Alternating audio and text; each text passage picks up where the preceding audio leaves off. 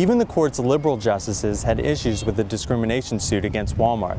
They say that bundling issues together, like back pay and damages, could cause problems for the suit moving forward. A final decision from the court is expected in June.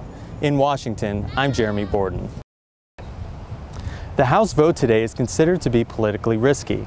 That's because it completely reshapes the way government pays for health care, particularly for the poor and the elderly. Paul Ryan's plan will be a focal point of debate going into 2012. In Washington, I'm Jeremy Borden. After the entire 19-mile stretch of the ICC opens, along with this off-ramp, drivers will have to pay a little more than $6 to travel the whole distance. And that means they'll have to decide between their money and their time. In Maryland, I'm Jeremy Borden. A Maryland man was sentenced to 15 years of jail time in Cuba. 61-year-old Alan Gross was found guilty on Saturday for illegally bringing computer gear onto the island. His family says he was trying to improve internet access for Cuba's Jewish community. Gross has already been in prison for 15 months. His family and the U.S. government are asking for his immediate release. To shed more light on these recent events, we have with us Hilary Mann Leverett. She teaches here at American University and also at Yale, and she's a former State Department official. Thanks so much for joining us. Thank you for having me. So, Jonathan, what does this inclusiveness mean? Does this mean hours and hours of public meetings, and then we sort of make the same decisions? Or, you know, I guess that's a cynical way of looking at it, but how do you view it? Well, I think Vincent Gray is a very diplomatic person.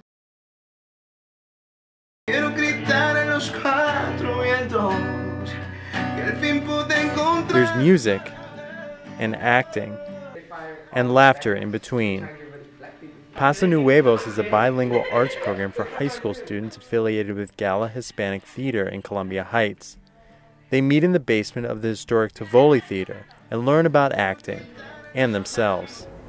To express my feelings and also to send a message to the community that, like me as a Latino, we also have talent. The program's director, poet and activist Quique Aviles, says Paso Nuevos didn't receive the funding they were expecting from D.C. government. We're always out there, you know, fighting for funding. For the students, it's a rare chance for a free, creative experience. Acting is an entirely different world. It's very liberating. Aviles bases the program on his own experience in theater as a teenager. I felt I had a lot of things to say, and they let me say them on the stage.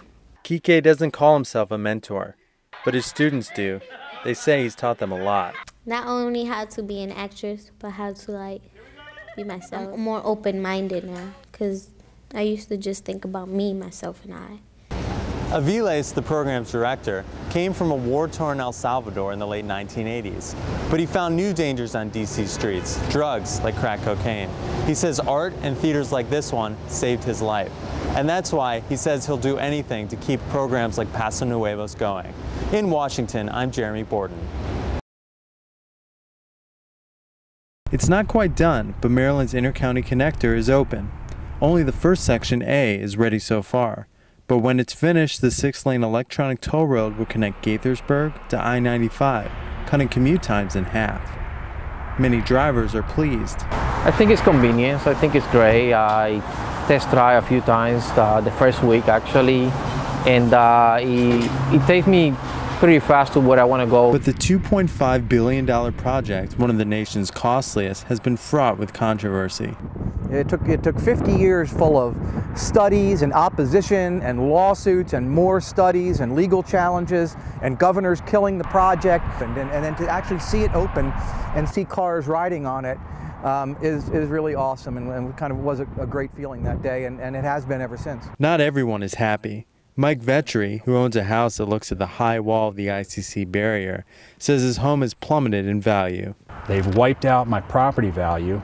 It was just reassessed from $591,000 to $350,000. Vetri also says he detests the drainage pond near his front yard. Other neighbors are learning to live with a new reality. I'm not pleased that it's here, but I have to accept it. After the entire 19-mile stretch of the ICC opens, along with this off-ramp, drivers will have to pay a little more than $6 to travel the whole distance. And that means they'll have to decide between their money and their time. In Maryland, I'm Jeremy Borden. Fikre Kadan sells spirits at a reasonable price at his liquor store on Georgia Avenue. But with Walmart's plan to move across the street into this empty parking lot, he says that could be the end of his business. A small business like me, being here for a long time, we might not be here for long when Walmart comes. Walmart is proposing 4 locations in hopes to open 1 by next year. The other 3 sites have little around them, while those around Georgia Avenue say they have a lot to lose. The owner of a dollar store here says that if the biggest company in the world wants to move in, there's nothing he can do about it. The only reason we were so successful, all these stores, each one of them was successful because there's no big competitors like Walmart. John A. Robinson has lived in the area for more than 2 decades. He says many are opposing Walmart's plans, but he also says he's not sure if residents can make a difference. What we say don't mean a thing. Money makes money. And they got the money. Qureshi's store would have to compete with this, an 80 to 120,000 square foot Walmart across the street. Else work me and my brother, and this actually supports the whole family. This business actually, I work 7 days a week sometimes 6 days a week, from morning from 9 to 8, just so I can support my family. A Walmart spokeswoman didn't return a request for comment. But Walmart says its big city plan has already seen success in Chicago.